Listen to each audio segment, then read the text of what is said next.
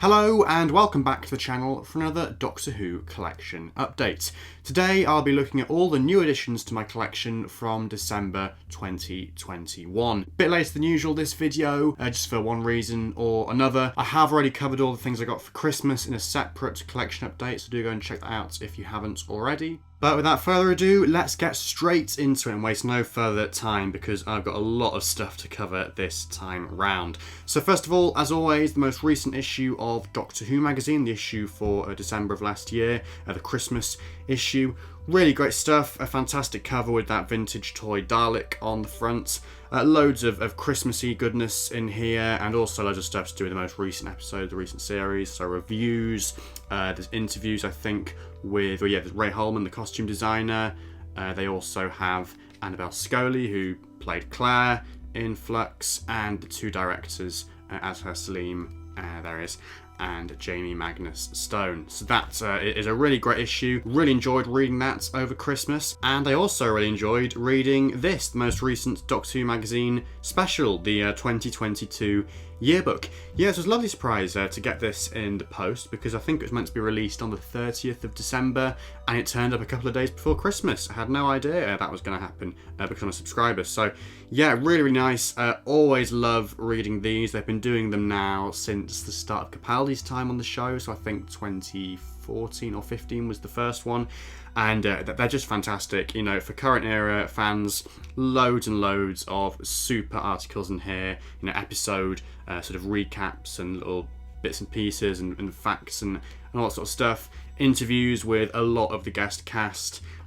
Just really great stuff, you know, taking you back through the series in order, episode order, and some other bits and pieces as well, like this year review for all the main things that happened for Doctor Who in 2021, a Jodie interview as well.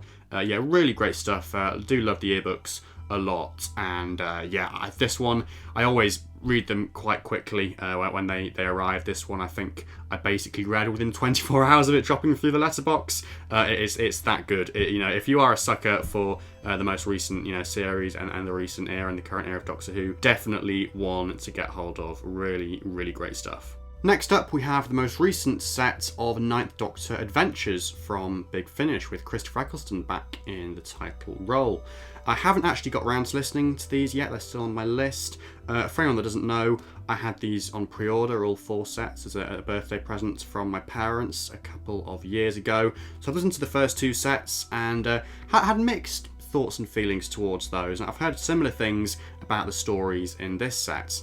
And those stories are The Hunting Season by James Kettle, The Curse of Lady Macbeth by Lizzie Hopley, and of course Monsters in Metropolis by John Dorney, the Ninth Doctor's very first encounter with the Cyberman, obviously something we didn't get to see on screen, barring a little cameo of the Cyberman head at the start of Dalek. So yeah, I'm looking forward to cracking into these at some point soon. Not in too much of a hurry, to be honest. I mean, just with Big Finish stuff in general these days, I'm not that into it, certainly compared to how I was a few years back.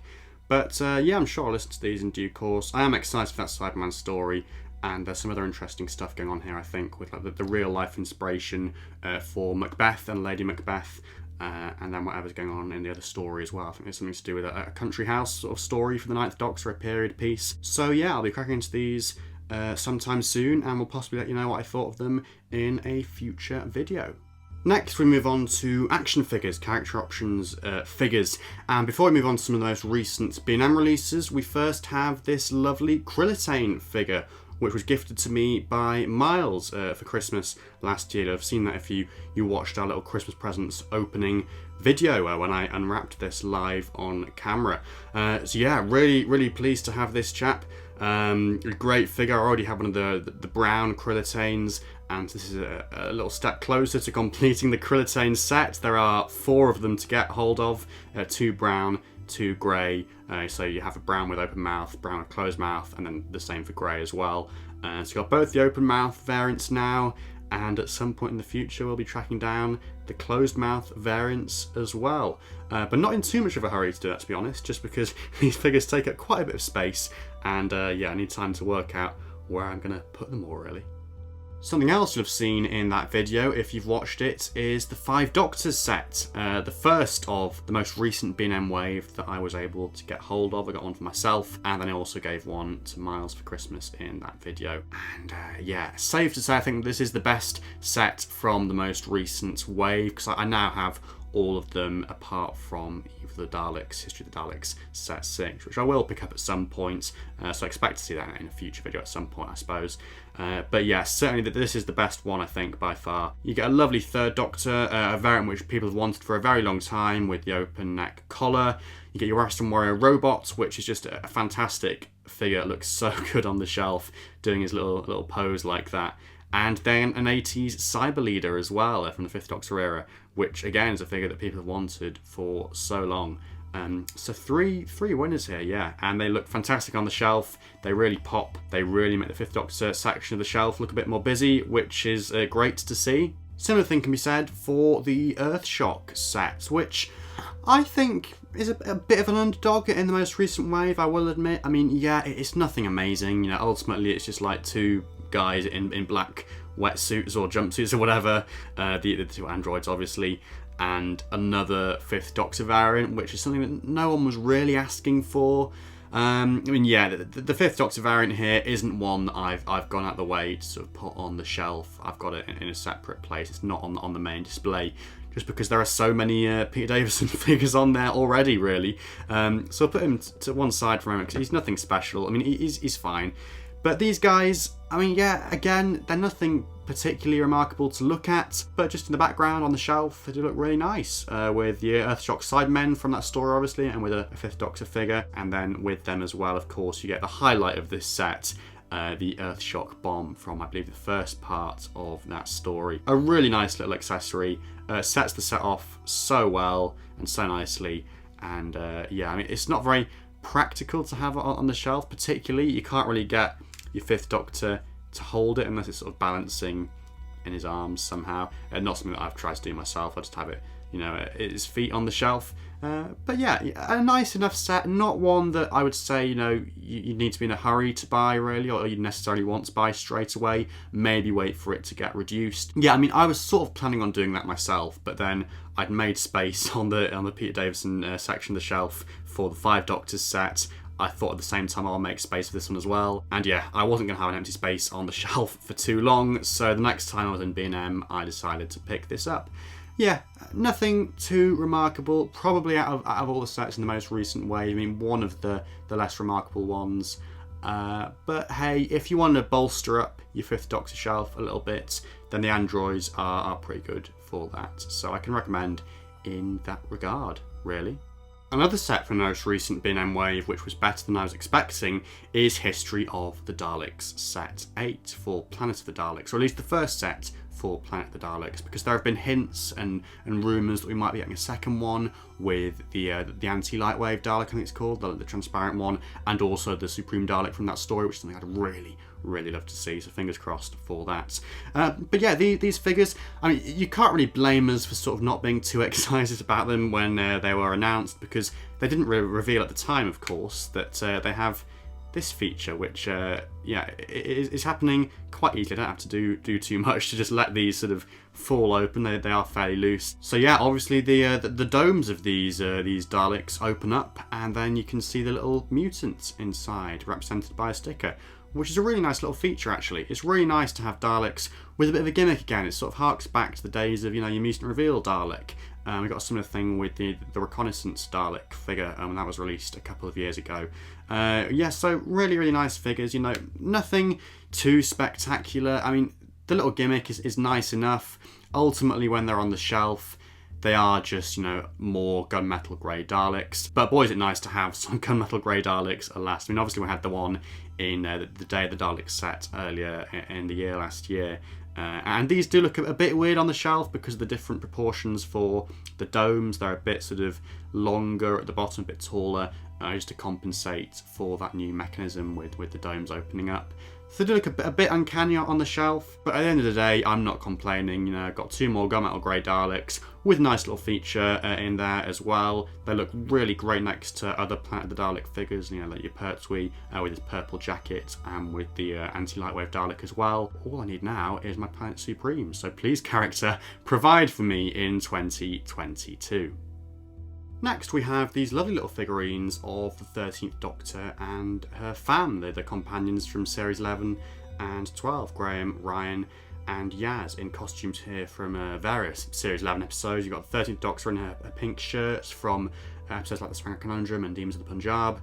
Then Graham and Yaz are in there It Takes You Away outfits, I believe, and Ryan with those vibrant sort of yellowy-orange trousers from the Ghost Monument. So yeah, I wasn't initially planning to pick these up, or at least not in too much of a hurry. I do own quite a few of the other 13th Doctor era figurines from Eaglemoss, as you'll have seen if you've watched previous collection updates in this series.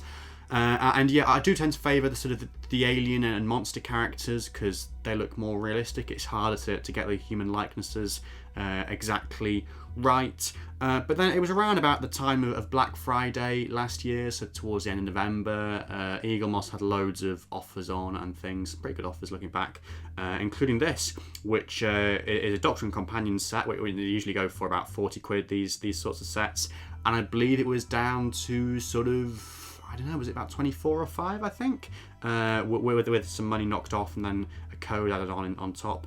So yeah, I thought, you know, it's now or never really to get hold of this one, because I believe it is back to, you know, its usual price now. I mean, like I say, the likenesses aren't amazing if you look too closely, but certainly, you know, from a distance, just looking at them as what they are, they're fairly convincing, I think, you know, to look at on the shelf alongside the other figures from the range, and they do go really nicely with the other figurines, to be honest. It's nice to have, you know, a 13th Doctor and a few companions to go alongside them. In fact, one other 13th Doctor era figurine which I recently got hold of is this lovely piece here, the Jadoon Captain from Fugitive of the Jadoon, Captain Pol-Kon-Don, I believe she was named, because it's a female Jadoon, isn't it, this one? Yeah, really pleased to have this. It's, again, not one that I was in a particular hurry to get hold of. I think just because the online photos on the listing and stuff don't really do it justice, because they only show it from certain angles. I mean, the other weird thing about this Jadoon as well, which people might not have noticed, and I believe this is also present on the character options figure, is this thing with the eye. So in the episode, this Jadoon, I believe it is blind in her right eye. So the other eye, the left eye, is standard, and that looks a bit more sort of natural, you know, from that angle. But I believe that the photos online, they sort of show it from a sort of front profile like this, or with a bit of the eye there, which makes it look a bit weird, like it's not been painted properly. But yeah, when you have it in hand and look at it from different angles and on the shelf and stuff, it's really convincing. A really nice little piece, and yeah, it goes very nicely with my Fugitive Doctor figurine, which I recently got hold of too. So that's a couple of steps closer to completing the set of 13th Doctor era figurines. Not too many to go now for me, so yeah, stay tuned, as I say, in future collection updates to see if I can get hold of some of the more elusive ones. And finally, on to one or two miscellaneous pieces. So firstly, we have the now infamous Bobble Buddies Daleks, which were released by Big Chief as part of a new range, which isn't just exclusive to Doctor Who. They've also done it for other franchises like Only Fools and Horses and Dad's Army, I think, and things like that, and Mr. Bean possibly. Yeah, and then these guys have just randomly appeared in B&M recently, basically, which is sort of the only reason I got hold of them. I think I did see the images of these when they were sort of announced. I don't even know when, like over a year ago or whenever it was. And yeah, you know, I wasn't going to buy them. You know, if it wasn't for the fact that they were in B&M for a bargain price, I probably wouldn't have bought them at all, to be honest. But yeah, they were there in B&M. I think I checked B&M one day and they didn't have the new sets, but they had these, so I thought, well, I'll buy these, I might as well instead, you know. And I don't quite know what to say about them, really. They're very weird, you know. I mean, the gimmick with these, and I'll perhaps shoot some other footage to overlay on top of this, just so you can see them in action, because it won't really work if I just plonk them down the table like this. But you might get a bit of a sense. The gimmick is that basically you sort of press down the dome, or you can do it lightly as well, and you press the whole Dalek down, and it sort of bounces around like that, and doesn't stop for quite a while. It sort of jutters about like that. So yeah, basically these Daleks are hollow pieces, and then if you turn them around, you perhaps can't see too well, but there is a spring inside. There's a hole with a spring inside, and then this little base bit here is a separate piece, and that is what they sort of bounce around on. So yeah, they're good fun from that point of view. I wouldn't say it's like an essential purchase really, but then there is another aspect to these guys as well, which is that they are quite reminiscent of some of the earliest Dalek toys from Dalek Mania, in 1964 and 5. Some of those very early Daleks that weren't too screen accurate or anything, because this is the thing with these guys, they all use the same mold, which is sort of like a generic classic Dalek mold. None of them are particularly accurate to the stories that they're featured in, but they're not really meant to be. They're just a bit of fun really, and yeah, in that regard, yeah, I can sort of recommend them in that regard, I suppose. They are a bit weird, but they've also got that certain charm about them, and they're a nice little thing to have on your desk, just during the day while you're working or whatever, and sort of, give your desk a nudge and then they'll sort of bobble around on the spot. It's a nice little gimmick. It's a nice little distraction, I suppose. So yeah, maybe buy these if they float your boats, I guess. Also from B&M, we have 2 more of the Doctor Who collectible keychains. So you'll be familiar with these if you watch my previous collection updates, or indeed any of the little unboxings I've done on YouTube Shorts. Yeah, the gist with these, if you don't know, is like it's old US stock from 720, the company that used to hold the license for Doctor Who in America for the past couple of years, which has made its way over to B&M. At the end of last year, that is. I mean, interesting, the thing with these is that I haven't really seen them in B&M since then. I bought the 4 of them that they had in the particular store that I went to at the time, and yeah, then they just seem to have disappeared, really, which is interesting. But yeah, very briefly then, the first one of these we've got is a stylized Matt Smith, 11th Doctor. Very, very bizarre, it looks weird. I believe it is like a reused sculpt from some of the vending machine toys, which came out a few years back, which sort of explains it. But yeah, very, very weird. And then the second one, which is a nicer piece overall, I'd say, is the 9th and 10th Doctor's Sonic, which is obviously a bit more accurate to how it appeared in the show in terms of the sculpt and the look of it. And it's quite a little stylish piece, actually. So yeah, two extremes there, really. A very weirdly over-stylized Matt Smith on the left, and then a quite nice little stylish 9th, 10th Doctor Sonic Screwdriver on the right. So again, can I recommend these? If they float your boat, if you can still find them in shops, then yeah, I mean, they're only like $150 or $250 or something, so they're not exactly breaking the bank. They're quite nice to have, particularly if you get some of the nicer ones like the Sonics or the TARDIS or whatever. Then I can imagine them working quite nicely as keychains. But personally, that's not something I'm doing myself. I'm just sort of having them on display. So yeah, they exist. And then last but not least, we have something, again, slightly curious. So these, if you don't recognise them, are from Big Chief, again, like those Bobble Daleks, but from there, they're more screen accurate, I think it'd be safe to say. I think 1/6 scale range of action figures. Well, not action figures, sort of like collectible figures with cloth clothes and sort of more accurate heads and stuff. They retail for about £200 or £300 each. Never particularly been interested in those myself, but yeah, these bits here are sort of accessories that were made to go alongside those bigger figures. And the story is, I think, that recently Big Chief have started doing a thing called Kit Bash Corner, where you can sort of get hold of little accessories and bits which initially came with the figures or came as like pre-order exclusives or whatever with the figures. You can buy those now separately because they've basically got like a load of excess stock which they're trying to get rid of. So I've had my eye on a few pieces on that page for a while. The only slightly annoying thing is that the postage isn't too cheap, but the items themselves really were very cheap. So first of all, here on the left, we've got this really very nice Cherub from The Angels Take Manhattan in a little pointing pose. Yeah, really convincing this, and it feels the part as well. It's got a nice little weight to it and a nice little feel to it. So I can highly recommend that, really. I mean, it's not particularly useful for anything. It's not in scale with any other figures I've got or anything like that. But as a little display piece by itself, it's really quite nice. And I think, as I say, that was about a tenner. And then on the right here, we've got 3 Adipose, which all came together in a box. And I believe that was just a $5 for the 3 of them together. And they initially came with like a 10th Doctor figure, I think, from Series 4.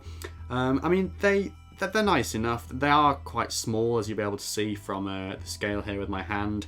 I was expecting them to be bigger for some reason, not quite sure why. In terms of scale and stuff, I'm not really sure how accurate it is, because alongside the character options Adipose, they're not too much bigger actually, which raises questions in my mind. Is it that the character ones are too big, or that these are too small? I'm not quite sure.